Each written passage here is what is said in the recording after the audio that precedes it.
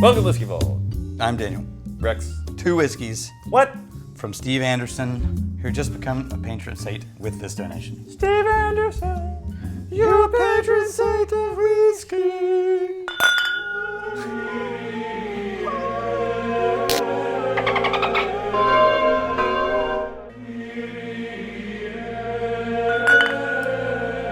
All right, what do we got here? So this is Gene Nassif, our friend at Cat's Eye Distillery, who's sourcing things. Obtainium. Right? Now we're gonna try this one just because Steve donated it, and yeah, but it's MGP Bourbon, 5-year-old MGP Bourbon, single cask. I was like, this Obtainium, like the fictional element is unobtainium. Yeah. Is it because it's very easy to get? Yeah. That's funny. It's very obtainable. I'm more interested in this one, and I'll tell you why in a second. Yeah. But this is a single barrel of MGP. I don't know which mash bill. 168 bottles, 5-year-old, 59.1% alcohol. Actually, I really like the nose. Yeah, it's more. Can I say rosewood? Yeah, it's more oily, and the citrus is a little more forward, almost like a polish, a furniture polish, instead of actual fruit. There is that lemon scent layer. Lemon pledge. Yeah, that's nice. And then it's like a velvety wood, a velvety oak. It's like MGP makes good whiskey. But I think I like this nose more than most other MGP that I've had. It tastes really good too. Yeah. Huh. It is less orangey though. It's less orangey. More citrus and varnish and wood and tannin. And now, are we comparing apples to apples here? Like, what was the mash bill in that? Do we know? Don't know. But it's good. And it's rich. Ooh. And it lingers. And it's got that. And James keeps taking my water bottles. I need to write, do not take this water bottle. It has that candy pez quality to the sweetness, in addition to like a really sweet apple character. Do you carry gaff tape? Are you a real video guy? No, I've been faking it for 25 years. Pretty good streak. And then you go back to it, and the nose holds up just as nicely. I wanted to see what that's like. But I want to spend more time on this one. Right enough. But are you getting the candy pez note? The water just softens it into a really honey-creamed kind of 59.1% wood and tannin. It's very nice, though. It's a high proof, but it doesn't kick going down. It drinks relatively soft for its proof. Now, this I'm more interested in because he created a blend of his own for his wedding. Oh, right? Nice. Yeah, and then he liked it so much, he's like, let's scale this shit up and sell it. So he mixed light whiskey, old light whiskey, 14-year-old MGP light whiskey, with a mix of bourbon and a mix of rye. Do you know what bourbon and rye? We don't know, but it was 36%, or the 36 rye, that's what it is, but probably the 36 rye percentage. All MGP and 95% rye. So it's rye with a base of light whiskey. So he blended this in such a way where he got additional layers in addition to that very vanilla forward light whiskey. The other elements show up. It's not like, oh, it's just light whiskey, that very heavy, thick, dense vanilla with some little accents here and there. It's like, no, that is less than a third vanilla for me. It's there. It's still, but it's still there. It's still a little thinner, even compared to the bourbon we just had. The nose is a little more thin, a little more shiny. Not quite metallic, but it's just, it's brighter. It's brighter. It's 107, 53.5%. And if you linger, you start to get these light chocolate notes start to show up. Yeah, definitely a lighter touch on the nose compared to just this classic bourbon. A little bit of caramel in there. Oh, that's drinkable, man. At 107, that drinks pretty. Oh, there's a cinnamon? Nice. That's a cinnamon cream, like vanilla frosted cinnamon roll. All the bread, all the cinnamon, all the butter, all the cream cheese frosting.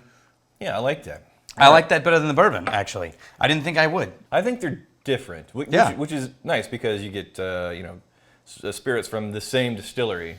Right. So you're going to blend some stuff, but how recognizable is it going to be from just a standard? It's not the same at all.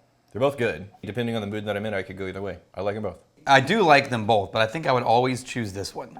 There's things going on. I'm still tasting more. That's a little surprising because you usually go for the denser, more heavy-handed.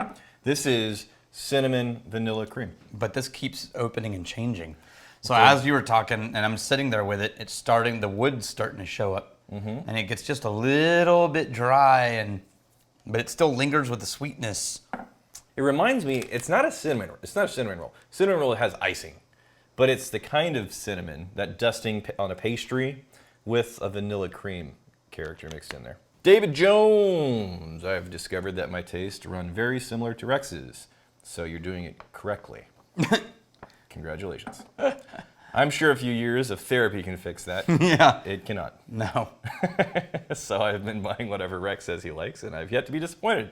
Hell yeah. Is there anything that you have? So I don't have that in whiskey. I don't know anybody that I know a few people that if they really like it, I will at least find it interesting. Mm-hmm. But nobody that I just buy it sight unseen and I just know I'll love it. Right. Not even Dad. But I do have that with movies. I have somebody, but they're an old friend of mine in California. Your movie if they like it, Oracle? Yeah, then they'll be like, oh, I'll probably like it if they like it. And then I have the people that if they say they love it, I know I will hate it. Right. Just flat. Am I one of those people? No, it's mostly Brushwood. Anytime Brushwood says, you have to see this, it's fucking amazing, I'm always like, yeah. Yeah. I can pretty much guarantee I'm not going to like that. I'm screwed around talking about, am I one of those people? I think I have a pretty good read on your preferences. Yeah. Okay. Yeah. What did you think about Love and Thunder? Yeah, it was fine. They're leaning into the quirky goofiness, like the humor side of it, which I think is fine at this point in the Marvel movie franchise. I think you would like it.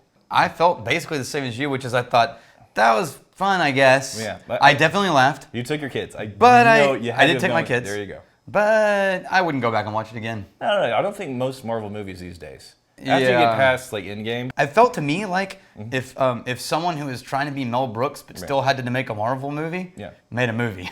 Because there was no line that was any more than 15 seconds from a joke. Yeah. And even the bad guys, you were never more than 15 seconds away from a punchline of some kind. I don't mind it. And I just watched Mel Brooks Spaceballs with my boys. Yeah. And I was like, this reminds me of Mel Brooks, where it's like you can't even take a breath without exhaling a punchline. I'll tell you something. The scene where, and this isn't spoiling anything because it's in trailers. Okay. But the scene where Chris Pratt and then you can look the people you love right in the eye, and he's looking up the ramp of the spaceship at his Guardians of the Galaxy team. And Thor just comes into frame trying to catch his eyeline. I'm right here. I don't regret seeing it. No, me either. Because it's fun. I enjoyed it, especially with kids. So sometimes you go to a movie and it's like, I could have done something better with my afternoon. That's pretty rare for me because I'm more likely to miss out on something I might like than watch something I'm not sure about. Alan BT11, I assume you filmed 5 episodes in a series at one go. It would be interesting for media nerds like me to see how the raw feed of the whole session maybe is one-off. It's pretty damn close to what you guys get. Yeah, because we've said this before, but people keep asking this, so I keep bringing it up. It's like 10% gets edited.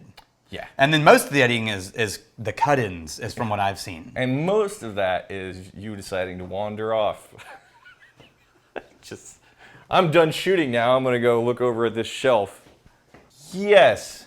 We like MGP. Mm-hmm. This is fun. We've been there 100 times before. That's interesting. This is...